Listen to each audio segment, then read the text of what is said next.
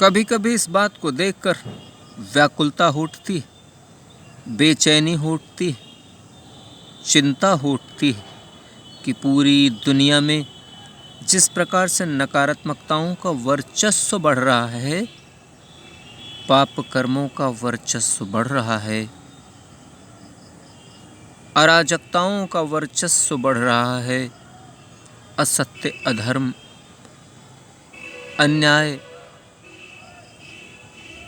अमानवीयता, दंगा फसाद, अहिंसा, अशांति, अहंकार, दंभ, द्वेष, ईर्ष्या आदि जैसी नकारात्मक रूपरेखाओं की स्थितियां दिन प्रतिदिन, क्षण प्रतिक्षण मजबूत होती चली जा रही हैं।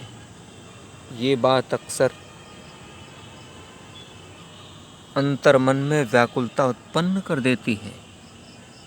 मुझ में ही नहीं, मेरे मन में ही नहीं, बल्कि पूरी दुनिया के अनेकों विद्वानों,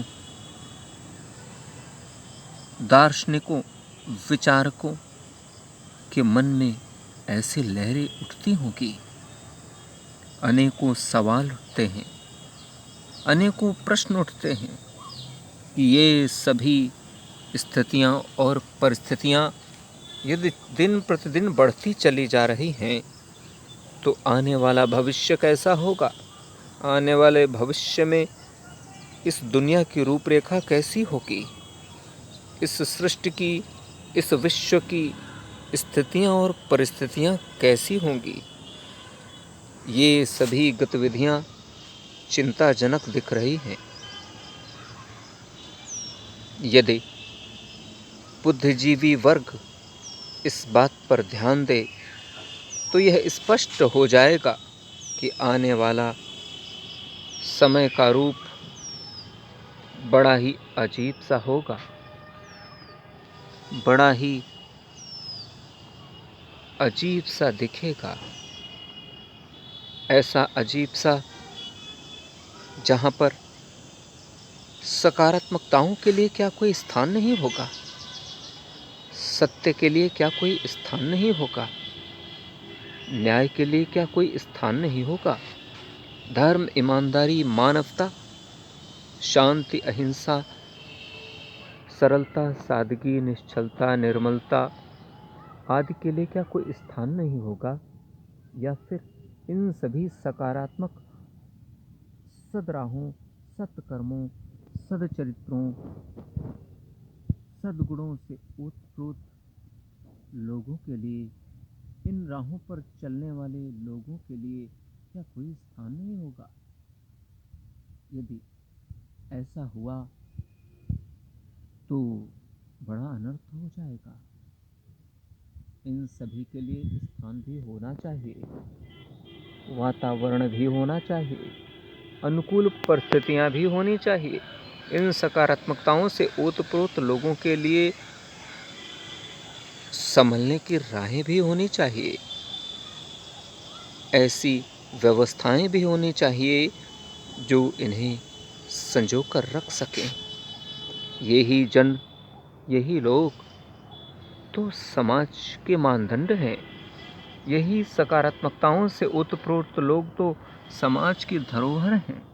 इन्हीं धरोहरों से तो हम सभी लोगों को मार्गदर्शन प्राप्त होता है। इन्हीं से तो हमें अनेकों बातें, अनेकों तौर तरीके, अनेकों विचार, अनेकों सिद्धांत सीखने को मिलते हैं। इन्हीं का तो हम सब अनुसरण करते हैं। और यदि यही नहीं होंगे तो फिर ये जीवन कैसे चलेगा? ये विश्व कैसे चलेगा? यह सृष्टि कैसे चलेगी? निश्चित ही यह सब कुछ ज्ञान मार्ग से ही होगा।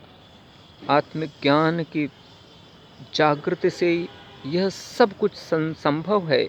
जो कुछ भी संशय दिख रहे हैं उन सभी संशयों का निराकरण हो सकता है और आत्मिक ज्ञान से ही होगा। अंतर्मन के ज्ञान के चक्षुओं के प्रकाशित होते ही सब कुछ स्पष्ट हो जाएगा, सब कुछ साफ हो जाएगा। अनेकों नई नई राहें स्पष्ट रूप से सामने निकलने लगेगी। स्पष्ट रूप से ऐसी राहें दिखने लगेंगी जो फिर से सतराहों का, सत्कर्मों का, सद्गुणों का, सदचरित्रों का, सकारात्मकताओं का वर्चस्व तैयार कर सकेंगी। यदि फिर से इन सकारात्मकताओं का वर्चस्व तैयार न हो सका तो फिर इस सृष्टि का क्या होगा, इस धरती का क्या होगा? निश्चित ही जो कुछ होगा अच्छा ही होगा। यदि ये बड़े बड़े से संशय हम सबके अंतर्मन में घर कर रहे हैं तो इनका होना भी स्वाभाविक है। पर ये भी सच है, समय किसी को नहीं छोड़ता।